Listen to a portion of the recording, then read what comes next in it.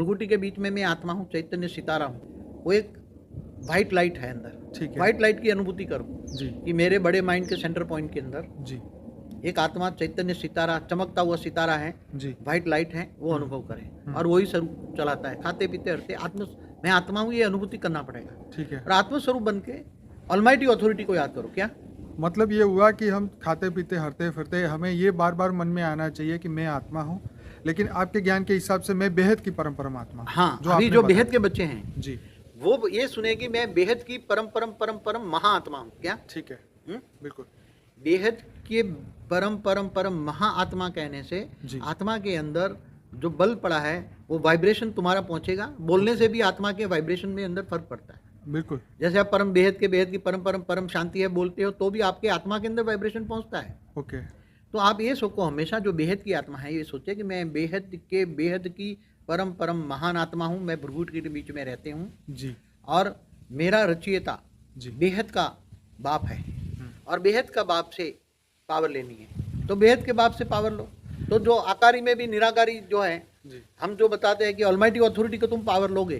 जी मेरा एक वीडियो है ना, उसमें बताया ना विधि जी कि निराकारी से भी कई लोग जो साकार को नहीं मानते हैं, जी जो साकार को मानते हैं तो वो तो ऑलमाइटी अथॉरिटी का साकारी रूप धारण कर ले और ऊंच से ऊंच परम धाम में रहकर उससे पावर ले। अगर वो ऊंच से ऊंच परम धाम में निराकार रूप में भी ऑलमाइटी अथॉरिटी है, निराकार रूप से भी आत्मस्वरूप अनुभूति, आत्मस्वरूप में आत्मा में लाइट ले, तो आत्मस्वरूप बनकर पावर लोगे तो तुम्हारे अंदर ऑलमाइटी अथॉरिटी तो पावर का सागर है। क्या है? पावर का सागर है। तो उससे तुम्हें इतनी पावर मिलेगी, इतनी पावर मिलेगी और इतनी पावर, और संबंध भी जोड़ो, संबंध के साथ जोड़ो कि ये मेरे ग्रेट ग्रेट ग्रैंडफादर है। क्या है? जी। दुनिया के लिए तो ग्रेट ग्रेट ग्रैंडफादर है, जी। मगर जो बेहद के बच्चे हैं उनके लिए ग्रैंडफादर है।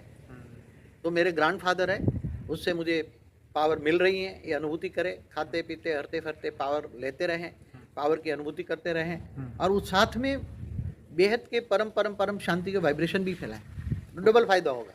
ओके। पावर भी आएगी, हाँ वाइब्रेशन भी बनेंगे, राइट। तो आत्मस्वरूप की धीरे धीरे अनुभूति होगी। हाँ आत्मस्वरूप की अनुभूति होने के साथ पावर बहुत आएगा और परम शांति के वाइब्रेशन बनेंगे तो आपका ऑरा भी परम शांति का बन जाएगा। तो ये हद और बेहद दोनों आत्मा ही कर सकती है। हद वाली आत्मा तो ज्ञान एक्सेप्ट नहीं करेगी ना। ओके। हद वाली आत्मा तो कभी भी ज्ञान मार्ग में ये ज्ञान नहीं चलेगी ना, ज्ञान में नहीं चले वो तो इधर उधर।